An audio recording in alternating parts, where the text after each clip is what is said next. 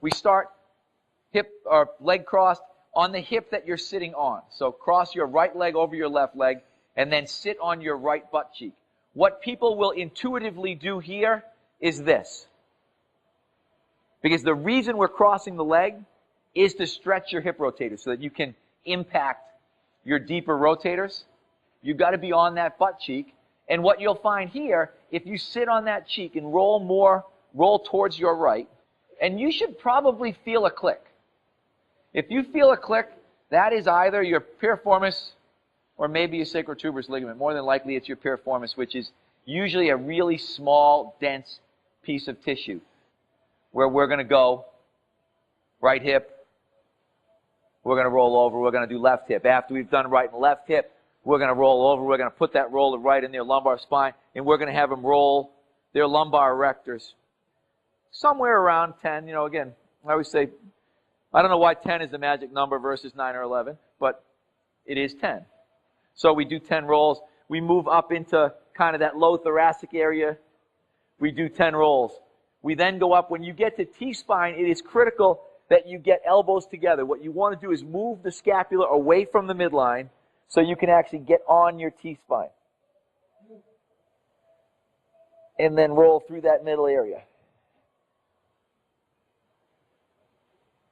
After we get there, I'm going to ask them to drop over, so you're going to look sideways.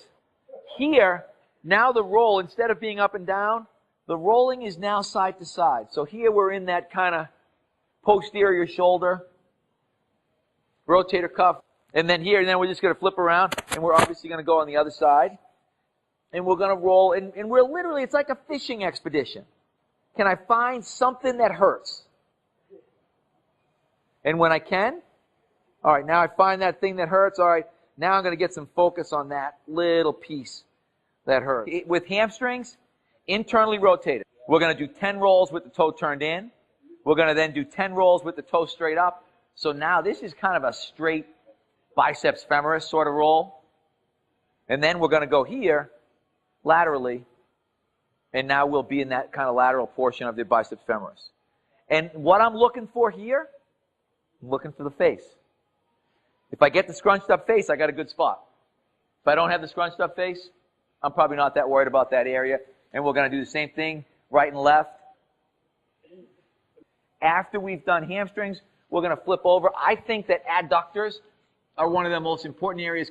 So for here, same idea. We're going to start with 10 rolls right in that pes anserine area. So the area where you've got these confluence of all of these things. We want to get in that spot. And again, this is a spot for most people, they're going to be like, oh my God, that kills. Right? Like he just said, he's like, oh my God, that kills, right? And then 10 rolls there. And then we're going to work our way again into that midsection of the adductor. And we're going to do 10 rolls there. And then again, depending on the person, we can go right back, quads, and the same idea. Externally rotated feet, 10 times top to bottom. Internally rotated feet, 10 times top to bottom. Or actually neutral and then internal, sorry. Here. And I really think internal is really key. The other area I like for people, particularly if they have knee or hip problems, is just to kind of get up in that, you know, glute max, glute medius laterally, and just have them cross over. And again, try to find, do they have any sore spots? Because, you know, if you go forward, now you're kind of into anterior fibers of the glute med and a little bit into TFL. If you go middle, you're into kind of glute med and glute minimus. And then if you go back, you're probably posterior fibers of the glute med and glute max.